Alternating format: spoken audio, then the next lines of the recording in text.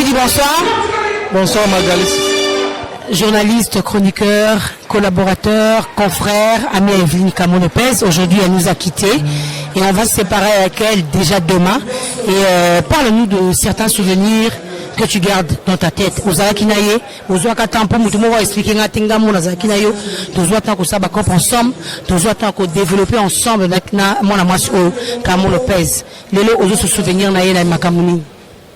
En tout cas, Evelyne Lopez, avec Moutaïbe Ofana Batou. Ndeka Zaolo ba Titongana Mona Mongala. Bazaki play na tout le monde. En tout cas, ce problème naye, c'est que Yonde Fomitalisa. Pour la bombe à Makamouté, il avait un franc parler, donné avec vraiment sociable. Et puis, Azaki vraiment na idéologie qui est menée pour nous aussi na Batou, vraiment victorienne. Donc, Aïba Langila, Aïba Giscanten, Aïba Moana ya Victoria. Et donc, jour na Yokaki, on a kangaki internet pour la comment moi décharger. Mais tant qu'on a fumé, on appelle Nandimate. Il y a un accident. Comment tout ce qu'on a nous sommes un problème. Mais si comment ça va, rétablissement kalaté dans la télévision. Maintenant, il y a vraiment.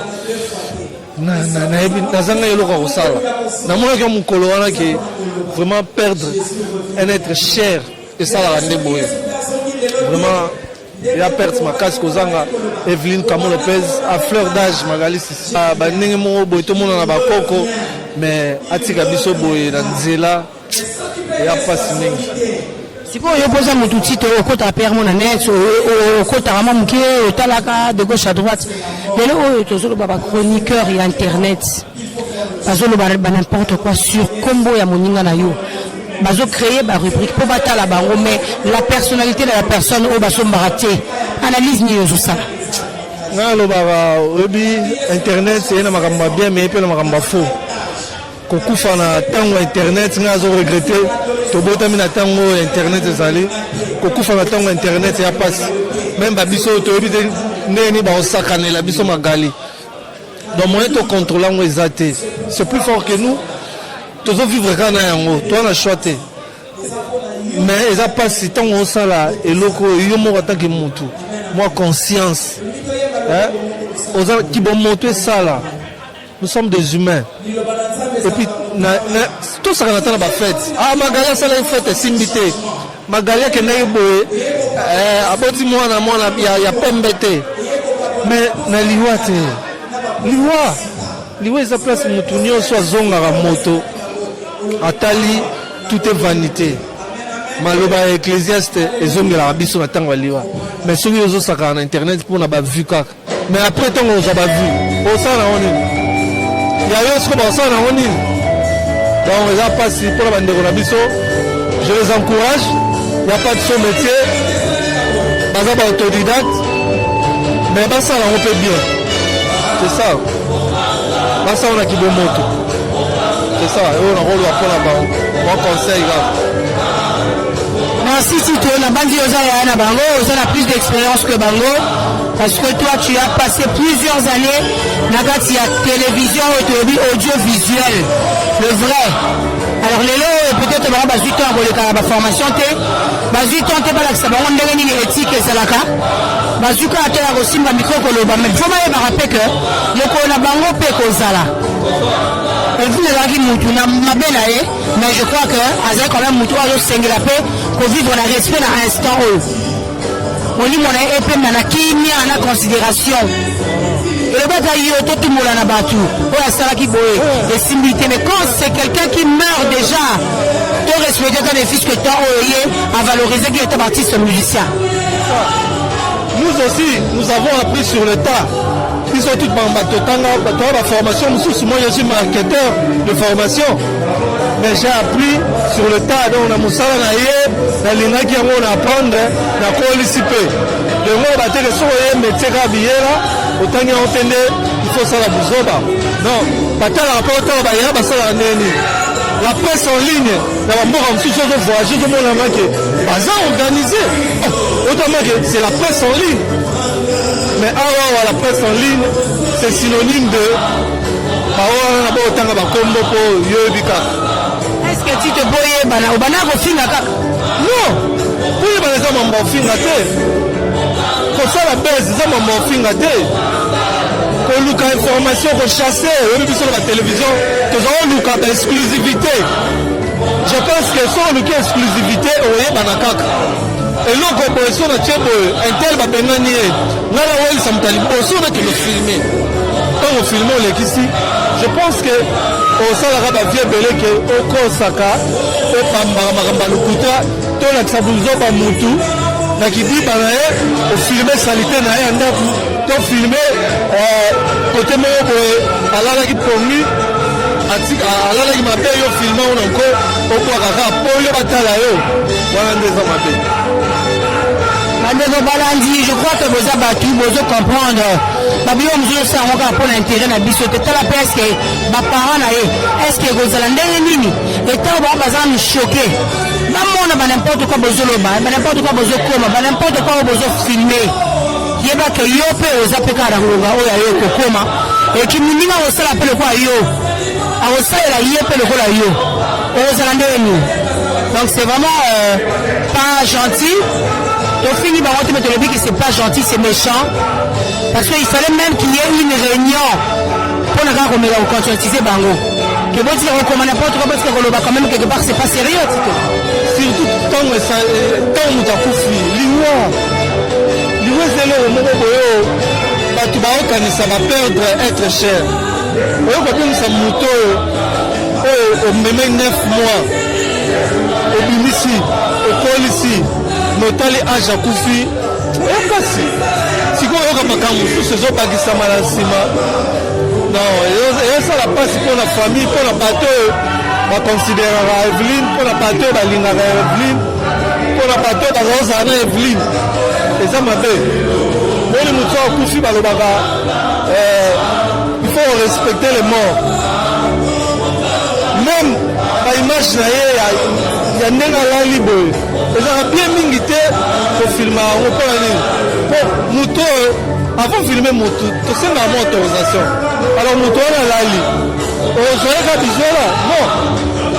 Corbillard est la priorité pour Annie. Basoda. Basara. Yo salut. Laurent Mkamoni. Au gradé pour Annie. Pour épember les gens, ils épember.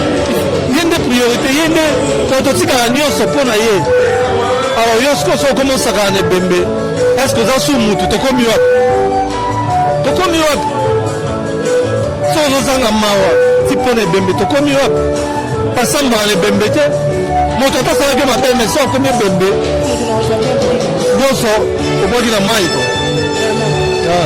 La bande de Colombie, c'est quand même conscient, que vie ezali il y a besoin de tout vivre mais tu aucun un jour que ça va pas bien et ça vraiment attends Zambé apambola ko nango attends Zambé apambola ko nango. Je te remercie pour le moment, je crois. C'était intéressant ce que tu viens d'analyser tout à l'heure avec moi. Donc, tu as vu le sous humain, Batou. Soit encore une fois de plus, cher internaute, nous revoici encore sur cette même chaîne en ligne, Magali ici Télévision. Et ici, à la 16e rue, chez Village Plaza. C'est ici que nous avons placé la dépouille mortelle de notre consoeur, Evelyne Kamo Lopez. C'est ici que nous allons profiter de l'occasion pour nous rendre un dernier hommage. Alors, merci. On a remarqué qu'il y a tant des artistes qui sont venus, qui viennent de départ et d'autres. Seulement certains qui sont venus du stade de Martyr pour commémorer, nous rendre un dernier hommage à Dadi Dikambala qui n'est plus également. Alors ici, je reviens en vous présentant tout à l'heure les artistes musiciens du groupe Victoria et les sons de Kim Kessa et Melia qui vont prester tout à l'heure leur façon de rendre un dernier hommage à Evelyne Kamo après la sœur Laure Mbongo que vous entendez de l'autre côté. Alors je suis avec Zakoko. Bonsoir Zakoko. Bonsoir Magali Sissi. Oui, merci d'être là. Tous abisoyons après la rendre dernier hommage na consort de la biso Evelyne Kamo Lopez à Kabane Nabiso. Alors on a habité ce qui est important la minute au Ponayo pour relater biso ma souvenir yo ozotika nango ya mwana mwasi yango. En tout cas Magali non personnellement bino journaliste etalaka yo mozana ba condoléances. En tout cas Evelyne Camon nanana ba souvenir ebele yetu zo kutania mo trop yebi azali alors sur la bien ayambanga pa émission de salanga na ye ba tout donc ba lelango danger et puis azalaki moi sur la bien en tout cas ma problématique en tout cas sur problématique wana na yebi yango te mais ngai to zo ça ne bien il plaît ayena ba blague mo boso yebi ta ka ça tellement tout molé mais azalaki ma bien que son nom repose en paix moi ils en ont dit na biso tout dai. Mais va souvenir dans rôle bagnon sauté mais c'est bélève ma Evelyne Camon en tout cas ton azwa qui sangwana et ça nga parce que ce qu'on a zabo non dit matin mais tellement ils en disaient na biso tout est dans ma to zonga donc toc de frère éternel quoi vraiment Magali. Merci Zakoko, tout à l'heure tu as vu venir la scène pour rendre dernier hommage à Evelyne. On est ensemble alors Moussa Keba, bonsoir. Ouais, bonsoir, certes. Oui, et certes, on va venir sur la vie sur l'instant, on va abonner parce que là je vous demande seulement de vous abonner sur la chaîne YouTube Magali Sissi Télévision. Alors Moussa, hello, Tozo Kabana Evelyne Camon. Alors Yozo Kanisanini, na temps où le banane passer dans ma moisson. En tout cas, vraiment merci. Bon, tant que ça va, parce que moi, liwa, dès que le bazar liwa, c'est là, ils sont nyonso. Nesi Belinda qui on a lobby bien bien au Kende, lobby on a eu au Kende. Et en autant où Moninga Kava, faut que rendre hommage parce qu'il y a là surtout. Donc autant que il te évite de bango PC. Le dire rendre hommage, nesi qui avant. Abo mbela soka besika toya mais ça la pas simplement ça la mawande do ça la naie on a ebele mingi pa ya Victoria on a mingi la Victoria par la télévision avec pire mtu afekes donc ndo ya gawana donc tono mwana motro aba mtu na biso kwa do pa ya toya mais bien que ça couvre le 13 février Evelyne Camon le presse pas couvre le 13 février ezo le belabine le connu la coïncidence ezala nde nzambe alingaki po nzambe epa ayebisi na ayebike ayebi pourquoi otyelinga micro ayebike lelo efayi tozala awa todi epa ebeke il faut venir na pire kikesere mene ya bakufa mpe jour moko ezala coïncidence biso toyeba te mpona koéclaircir kaka public na bainternet oyo bazoloba na barumeur na bandenge na bango mpo bamoni na makambo bon bamba oloba kaka selon nde bazolobela parce que kaka mokili onde ezalaka bainternet na node koma nde osala émission to na question bien donc soki ozalaka parti oyo abalusi yango Magali Sissi alobi boye batalaka bapo parce que internet ekomambo ya vie donc ya normal donc nde basala baluka lar internet ekoma bongo ti azwi acrée mo eloko moko bokaka luka lar ezaka normal mais kokufa ezali nzambe kaka asala ayebi bajour yango Kinga kwa le 13 février et venez par le 13 février et venez dans la mutu na biso ya orchestre tondon mone chaque fois l'orchestre et là la coïncidence quand des amis moi lingi donc rien à voir le bana donc le baba baluka ba vina bango kwa ça na ngona importance ya bena sinati. Merci Moussa Keba na moni Sephora Dinzenga pe aza kote kuna azali chanteuse ya kati ya Victoria oyo asepelisaka pe bato bisika PDG Marcel Mutamba azali nayebi ke nzebo basi bayemba lelo toyoka bana Evelyne ndeko na ngai yozo se rappeler na nini oyo ya malamu to pe ya mabe oyo ebaka na nzela mwa mwasi donc nga vraiment na ba souvenir ya mabe te pona Evelyne donc wana souvenir naza nango na garda surtout jour nayokaki ke akufi parce ezalaki jour mo tokenda kosala émission bapériode wana prese akufaka tokesa émission boye tokotaka na sibeske tokota retard a regrette yasengaka kutu na barégie babakisele mo kelke minute mpo tosala na émission donc a regrettaka donc acte wana asalaka namonaka azalaki fi moko bien keli malgré ezalaka mosu akufi bato mosu balobaka poko ezala teka mosu akufi nga azalaki bien azalaki mpe na baerreur na ye mais oyo nga na gardaki acte wana asalaki vraiment so na raisonne susu boye esalinga vraiment pasi donc azalaki moto ande kopartage concert pa suka tozala ne chancela benisa biso na concert mo tokenda tovanda ne ku place moko donc jour asuka ovanda ne vraiment ezali yango wana donc eza choc déjà akei lokumu tozongisaka na nzambe donc eloko oloba eza te donc nzambe kazwa lokumu apesa ye biso Evelyne ye mo azwi ye donc tozongisaka merci epa na ye. Merci beaucoup. Sephora, donc tout à l'heure, je vous rappelle, l'artiste n'a pas représenter le groupe Victoria et Leison va en faire partie. Donc, Tobalina la Makambo est allé penser aux zongi Samaton de Panzambe. Raison pour laquelle vos autres musique, il y a Sœur Laure, tout le maman Laure Mbongo Azara toujours collé. Serré, soudé, cimenté, là, ma chroniqueur. Merci encore une fois de plus. Dans la main de Didi, les groupes, il y a maman Laure Mbongo et papa Christian Lemba. Alors, Yaya, ça va? Ça va bien. Moi, le Bamou, par rapport à souvenir, certes, na ba chroniqueur nyonso. En tout cas, tout dans mawa, dans ce monde, c'est na Magali Sisi Azawa. Il y a dans ce monde, c'est Eveline, donc tout dans mawa. Dans mon Victoria, tout au camp complet. De ça la Bethany, Batolio, on va ça la au camp là. Au Sangila, parmi les guitaristes à Victoria, tout les cas, par la sœur Eveline. Donc, on a appelé na mawa. Donc, mes condoléances dans la chroniqueur tout. Là-bas, dans Mboka tout, en tout cas, soutien à Bisso, ça l'a bien quoi. Et certain. Salut. Merci. Ouais, bonsoir Magali, ici c'est Junior de Londres, le chancelier des Zimbabwe, Planète Élégance. Donc, on y est, bien. Bien, à tout à l'heure, total accord et à Serre Nabiso, Evelyne Camo, vraiment. Donc, passe la motema, donc, puis, mes condoléances d'abord, la Bino là, nous, surtout Bino, ma chroniqueur, na Mawamini, mes condoléances, donc, dans la photo, partout le monde entier, Junior de Londres, artiste la Bino. Les là toujours Serre Nabiso Azaï toujours présent la manifestation Nabiso donc Azaï pendant que la Nabiso yango tout fraîchement répétition donc to va parler Nabiso te to leki uniquement pour te représenter to les la Serre Nabiso donc on a évité la rôle bandé mais les gens de la Nabiso donc paix à son âme a gevnara pemé l'angolo donc Junior de Londres ayo kabula maala filbota oyo la biso donc na ming venant le matin ma biso tangara trop. Merci Junior. Merci Serre Magali. Alors vous avez remarqué déjà que c'était la signature là pour le compte de chancelier de Zimbabwe.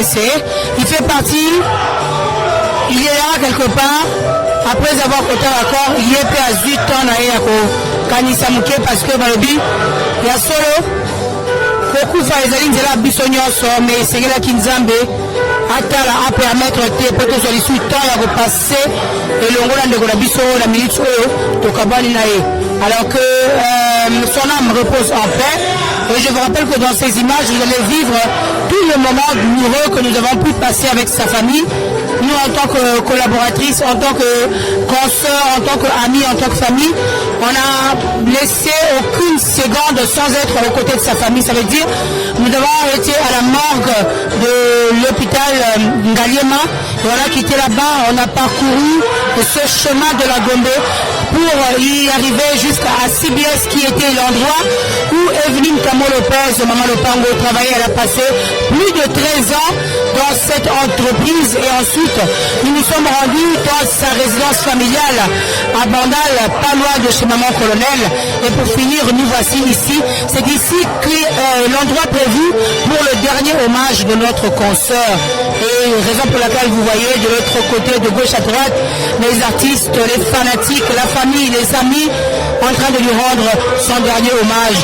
Et franchement que la terre de les ancêtres lui soit douce et légère. Mais entre-temps, nous sommes encore là. Donc c'est aujourd'hui jeudi que nous avons sorti ce corps depuis l'hôpital général de Ngaliema, depuis la clinique Ngaliema. Mais seulement demain, vendredi, c'est le jour prévu pour l'enterrer entre ciel et terre au nécropole. Donc c'est comme ça que ça se passe. C'est comme ça qu'est prévu le programme.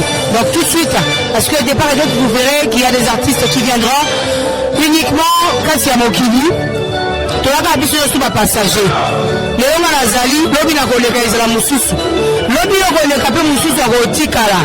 Donc tozala un peu bato moko mitu esalaka na lolenge kate. Ezalaka te peso toza etobola bato internet baya. On peut faire mission oleka na internet. Mais pourquoi on crache pas des bêtises? Pourquoi on crache pas dans le délire, dans les débordements? Pourquoi? Parce qu'on est quand même assez consciente. Soyez conscience ezali et ça va quand même bien au cancer. Même à temps, pas si à Baninga Moussousou. Au cancer, pas si à Moninga, au cancer, même le fils de la personnalité. valeur ya mutu ekotindaka yo moko omeka kosala oyo esengeli na place ya oyo ozosala oyo esengeli te kwasi émotion temeleki émotion eleki mais il faut yeba président Géry que Evelyne azalaki mpe kaka lokola yo boye tozalaki nde toniaki na ye tozalaki bacope tonégociaki message na ye ya ne oyo nyonso message na ye oyo tosoye na ye boni santé jesiko c'est bon donc nayebi te solo bandeni nayebi te solo bani mpona mais ozo se rappeler quand même na basouvenir moko batemps moko ya bien bopasaka ensemble ya ebele na passé na Evelyne bate ebele ta tozalaka ne chaîne moko totonga bachef na ye Géry nde ye nini bato nde ye nini parce que plateau bongo na sala ngate ba magogan bani mais siko ba plateau de totonga ne bachef mais il paraît que bino bata CBS en présence amio ezalaki vraiment marketé eyaki marketé ezalaki na morgue tomoni bino te sitokiti bolonse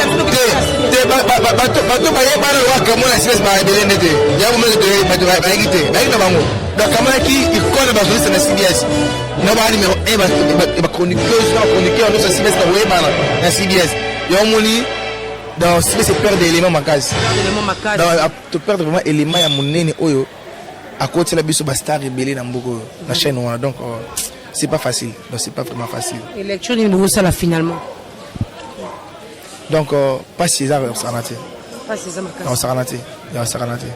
osakana te mais nzambe apesa biso kamo emo moto azwi ye mpe donc tona choix te po bato batikali conseil nyokopesa tobanga nzambe tolinga nzambe kamo eleka ebele na succès na kombo mais nzambe azwi ye aya kitoko asolaka bien ayebana mais nzambe azwi ye ntango so ngano toyeba ye nano te tobanga kaka kampote nzambe D'accord, président Géry, merci, c'est le plus important ce que tu viens de dire. Et surtout que peut-être dans la compte, il y a CBS. Merci, courage, que la chaîne continue à foncer parce que vous déjà la carte à CBS, elle a fait de grandes choses. Mais tout à l'heure, président Géry, a dit que Aïe qui bango affronta qui et Aïe qui affrontement, il y a un leader ébélé, charismatique, il y a un beau la carte à culture. Et c'est là qui est un plus là pour la chaîne aujourd'hui. Au moment où nous sommes en train de parler, CBS et Père de Penza, élément Makassi, désolé. Et Nzamba a beaucoup à permettre. Et je crois que Nzamba Père de la Moussassou, Moutoumoko, la Makassi, pour que Azwa Elan, Malembe, Abanapego, Tambu sa chaîne, dans le Lengue Bango, Bakonzi, Balinaka et Salima.